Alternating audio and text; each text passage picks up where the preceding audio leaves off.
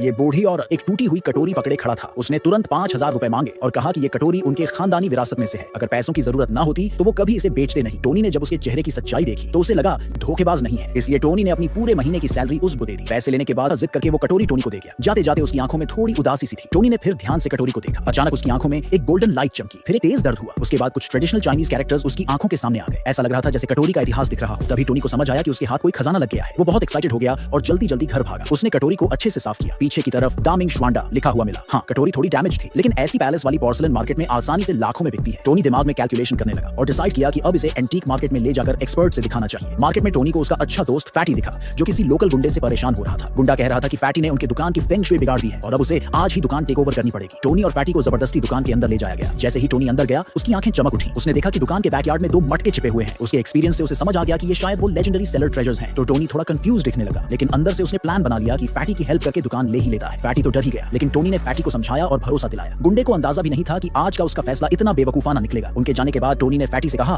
कि रात को 12 बजे फावड़ा लेकर दुकान पर आना। फैटी थोड़ा कंफ्यूज था, लेकिन अपने दोस्त के कॉन्फिडेंस को देख के उसने पहली बार उस पर भरोसा कर लिया। उस रात टोनी और फैटी चुपचाप दुकान के बैकयार्ड में पहुंचे। उन्होंने जल्दी से अपना टारगेट पहचाना और खोदना शुरू कर दिया। जैसा कि टोनी ने सोचा था, ज्यादा टाइम नहीं लगा और 2 मटके जमीन से बाहर आ गए। दोनों से रहा नहीं गया और उन्होंने फटाफट मटके खोले। अंदर ढेर सारे सिल्वर कॉइंस थे। फैटी ने एक सिक्का उठाया, उस पर फूंक मारी और फिर अपने कान से लगाया। जो खनकदार आवाज आई वो साफ बता रही थी कि ये सिक्के असली चांदी के हैं। सच में हकीकत ने उन्हें डिसअपॉइंटेड नहीं किया। दोनों ने बड़ी एक्साइटमेंट से सिक्के गिनने शुरू किए। गिनती के बाद पता चला कि हर मटके में 108 सिक्के थे। हर सिक्के की वैल्यू 10,000, मानो तो टोटल हुआ 2,16,000। ऐसे देखकर अब उन्हें ट्रेजर अप्रेजल इवेंट में हिस्सा लेने का कॉन्फिडेंस आ गया। अगले दिन टोनी और फैटी कंपटीशन में पहुंचे। टोनी ने कैजुअली इधर उधर देखा, तभी उसकी नजर एक पत्थर के पास छुपे हुए पीले जटियाइट पर पड़ी। उसने तुरंत फैटी से बोला कि इस पत्थर पर बोली लगा, लेकिन जब फैटी ने स्टार्टिंग प्राइस 2 लाख देखा तो वो हिचकिचा गया। उसे इसे सिक्योर करने के लिए करीब 3 लाख चाहिए थे। बाकी लोग मजाक उड़ाने लगे, लेकिन टोनी की समझाने पर फैटी ने आखिरकार पत्थर खरीदने का फैसला कर लिया। थोड़ी देर में स्टोन कटिंग का टाइम आ गया। फैटी ने टोनी को उस मोमेंट का गवाह बनने बुलाया और जैसा टोनी ने कहा था, पत्थर के अंदर से गोल्डन जेडियाइट निकला। सब लोग हैरान रह गए। तभी वही गुंडा अपनी बेटी के साथ वहां आ गया।